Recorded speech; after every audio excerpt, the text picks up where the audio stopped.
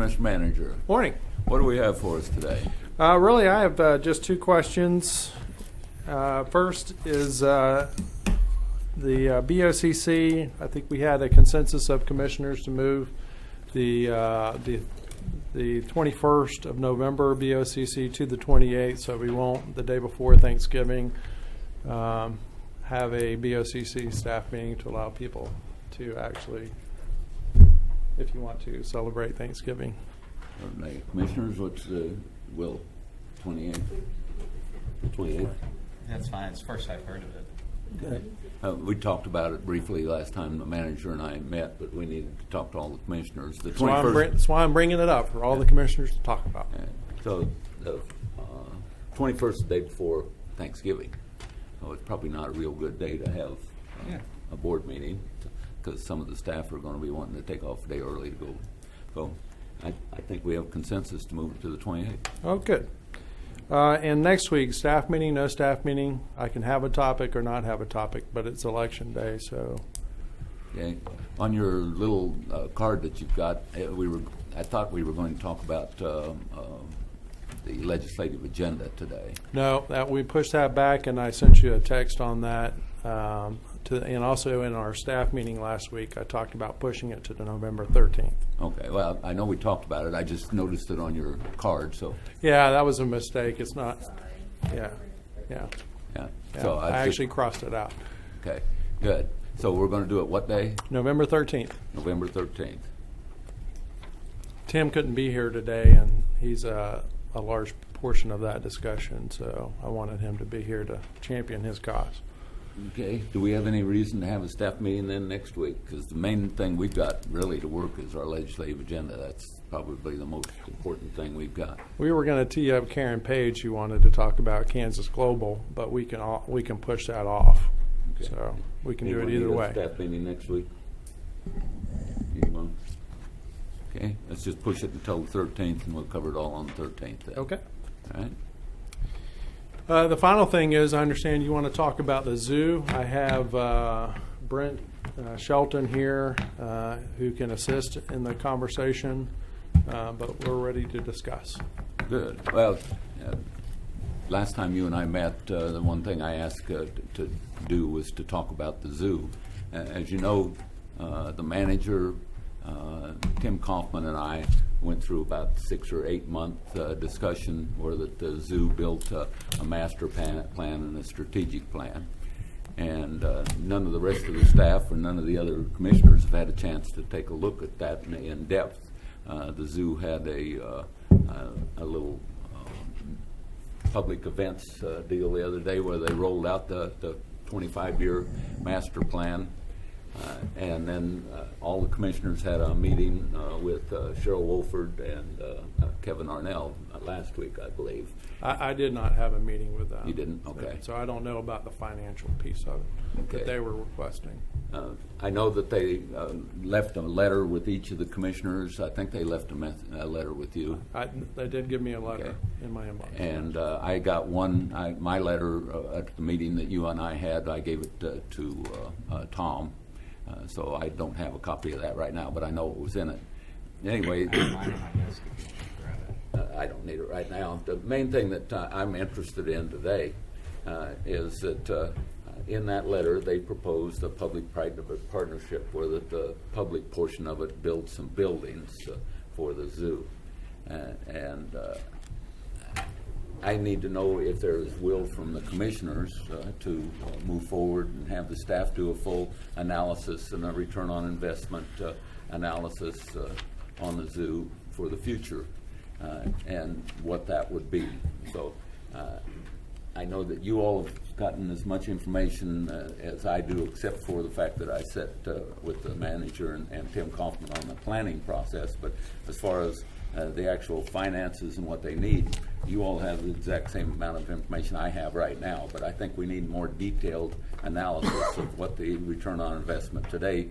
The zoo brings in about $43 million impact to our community, but I don't know what it will bring as a result of some of the enhancements that they want to do. So I think that's going to be a fairly lengthy research from Brent or whoever, but I need to know if we have the desire to move forward to get that analysis so that we can make an informed decision. So, Commissioners, what is your will? Well, yeah, I mean, I just had a short conversation with Letter. I have lots of questions. We need to analyze, lots of things. Our financial position and the whole deal. I mean, they gave us two options. Are there other options? I mean, there's just lots of questions. And you're right. I think it probably would take a while, but Yeah. I think it seems reasonable to. I mean, they want it done by 2020. I think The goal is 2021. for their 50th anniversary that they wanted to be able to have the entryway done. Phase 1 is an entryway. Right now they've got 4 lanes, and on busy days, people actually turning away because they can't get into the zoo in a timely manner. They want to expand it to 8 lanes. They want the existing building that they've got all the administrative facilities in are actually, it was an old plastics factory of some sort that was supposed to be torn down when they bought the property for the zoo, but it's been their administrative facilities now for the last 47 years. So they want to, as part of the entry, they want to include administrative offices in that, and then they have some more enhancements inside the zoo. But the bottom line is that they're willing to help purchase the buildings, because the buildings belong to Sedgwick County. They're willing to help us with the purchase of those in a public-private partnership. But I really believe that it's going to require some fairly in-depth study from Brent and his staff to figure out exactly what our input is going to be and over what period of time. And we're going to have to talk to Lindsay and find out whether or not we can afford it in the budget and what years we can afford it in the budget. I think there's a lot of questions that we don't have right now, but I need to know if we're willing to put the staff through a lot of work to come to those conclusions on whether or not that it's a great idea for Sedgwick County. Well, I think when you look at, okay, is it 2020 or 2021? I think it's 2021. I think it's 2021. Yeah. Which is the anniversary, Yeah. and so Okay, so they want 3 funding years to get there. But the problem is, depends on what year that we take any money out, and if we can do it over time, or how we've got to do it.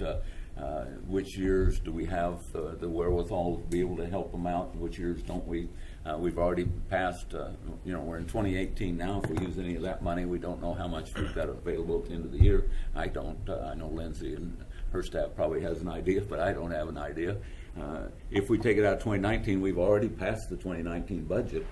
So that's going to have an impact on what we've already done.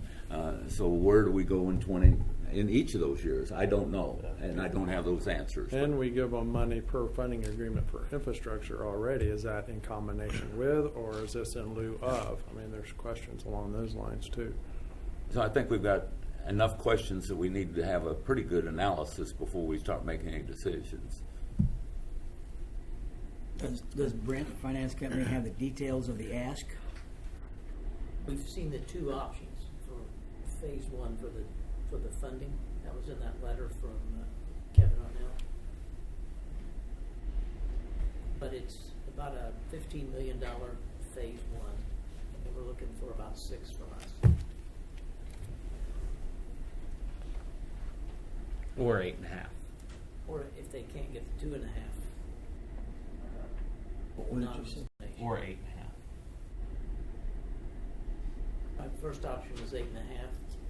Second option, with some additional funding that they thought they would have, it would be at $6 million.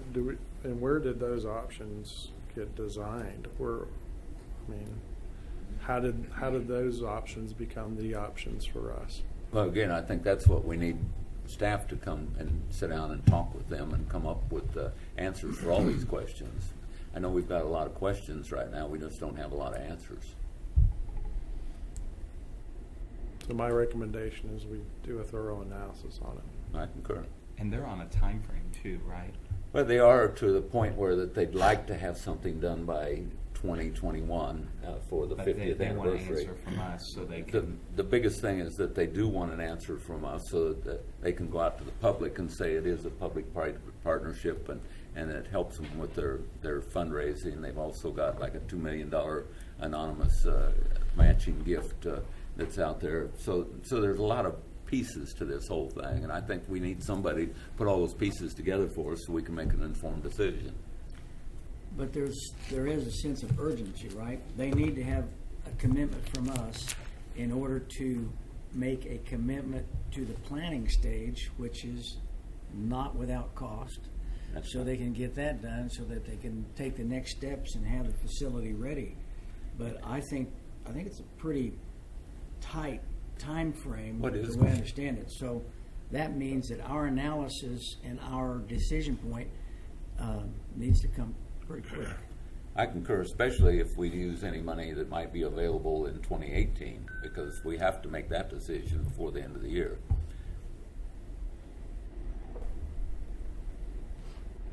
So are we putting a time frame on Lindsay and Brent?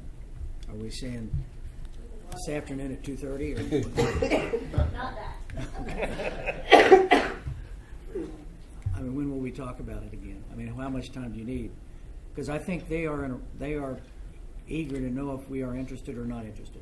I think at this point, Brent has started reaching out to folks to try and put together information, but we don't have a copy of the master plan or anything like that. I think that will drive a lot of this in terms of what kind of time is needed. But I think if we could come back even November 13th, that's probably reasonable. If we want to come back to stuff. We'll come back to you with a date. Okay. Okay. I don't want to commit to November 13th until you get that master plan, Yeah. and then we'll come back to you with a date. Okay. But it'll be at a November staff meeting. We just need to figure out which staff meeting. Good. Mr. Chairman, I'd like to add, when I talked with those folks, they basically said it was a chicken and the egg type of situation where they need some funding to develop the concept so they can go out and find out whether there's support for it or not. So I just feel like maybe the first step is to have a discussion about maybe some money potentially to develop the concept fully so that we understand exactly the rest of what's being asked for here. And so maybe if someone could estimate what that would cost, might be our next first step. Perhaps would be to potentially fund something that would help develop the concept of what's being asked for from us and as well as the community.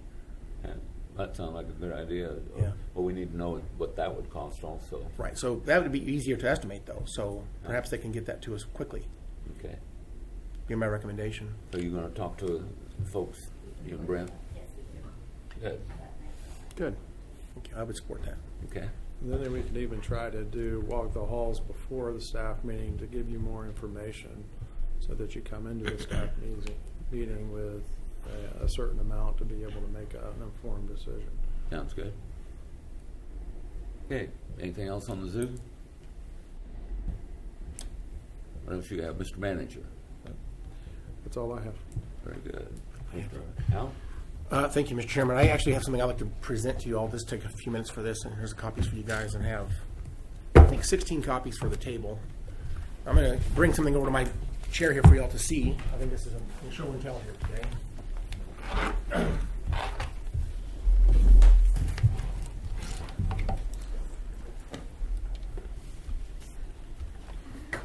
It's on our strategic plan to address the issue of infant mortality in Sedgwick County.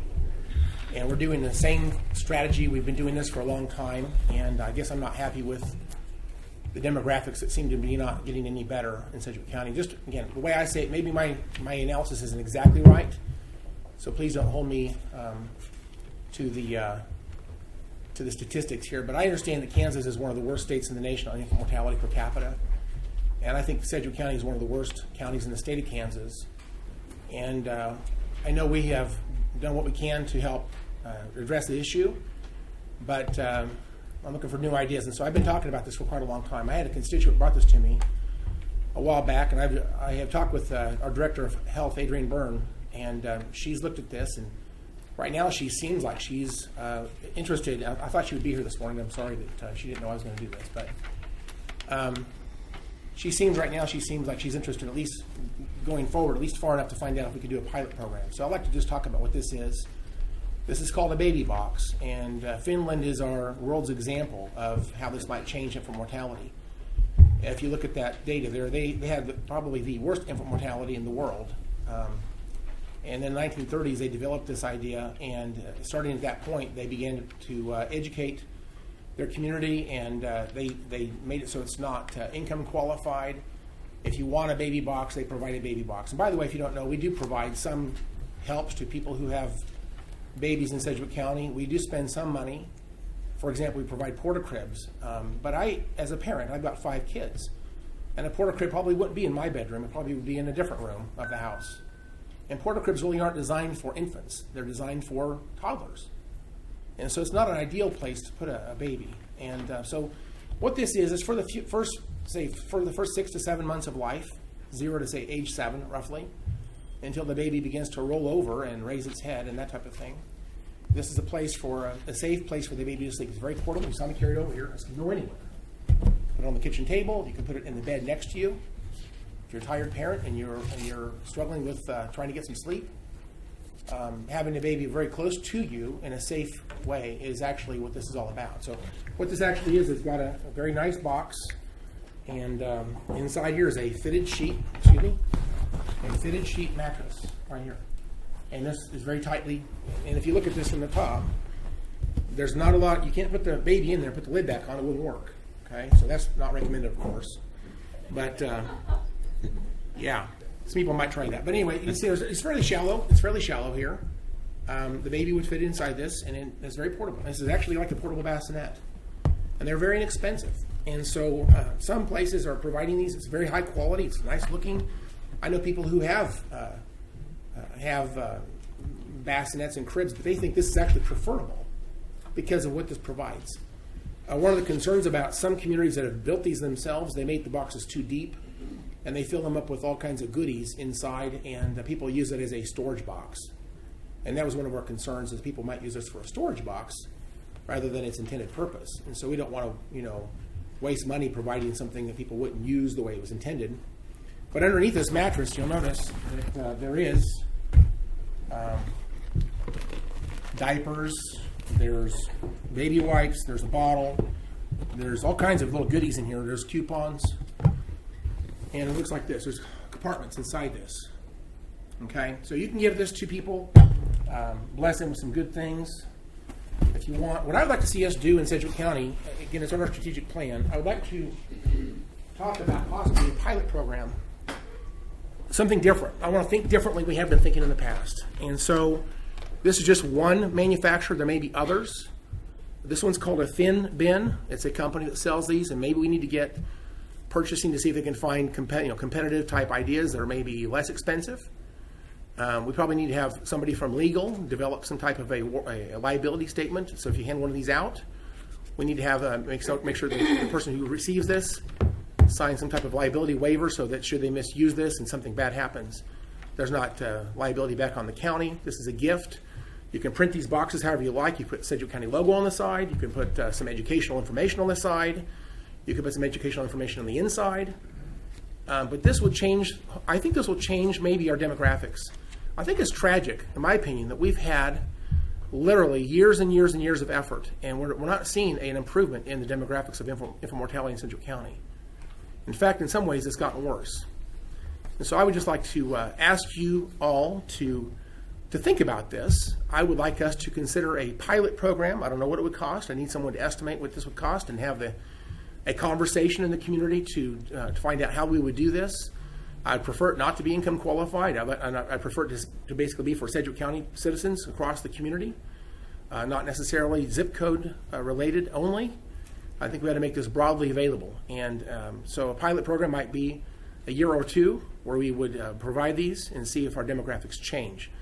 I think this is something we should provide out of our own funds. And so this would be a new spend, but I think this would certainly change. I think it would change our demographics. And so we need to have a broad pilot program for, I would say, a year or two to see some results. And I would like to have this estimated, see if we can get the prices down, see if we can develop an education, design the box, and begin to move forward. And so that's, you guys can read the data yourself. There's tremendous data in this package.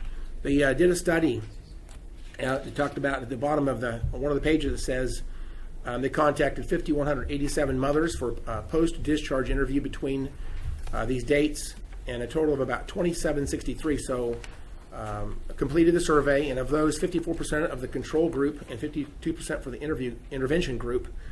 Some of the things they found out were that face-to-face sleep education and providing a baby box with a firm mattress and a fitted sheet reduced the rate of bed sharing by 25% in the first 8 days of life. That's huge. I'm not an expert on infant mortality. I look to the experts, but I think just reading those numbers, I think it sounds like a pretty good change in behavior. And then for exclusively breastfed infants, a population that had increased risk of bed sharing, and bed sharing was reduced by 50%. That's probably another really important statistic. So on it goes. You guys can read the stats yourself. But I think that doing something different, I've been talking about this for years, saying we should do something different. I would be glad to support an effective program that changes our demographics of Sedgwick County. And right now we're making effort through the Healthy Babies program, but unfortunately it's just not really solving the problem the way I would like to see it solved. And so I still support Healthy Babies. I don't want to take away from that in any way. But to supplement what we're doing there, I would like to see us, develop a pilot program for a couple of years. Let's get the costs, find out we can get some competitive prices on similar boxes, whether this is the right one or another one that looks different, similar perhaps. Get the health experts involved in the discussion, and I would like to see us fund something that would hopefully change our numbers in Sedgwick County.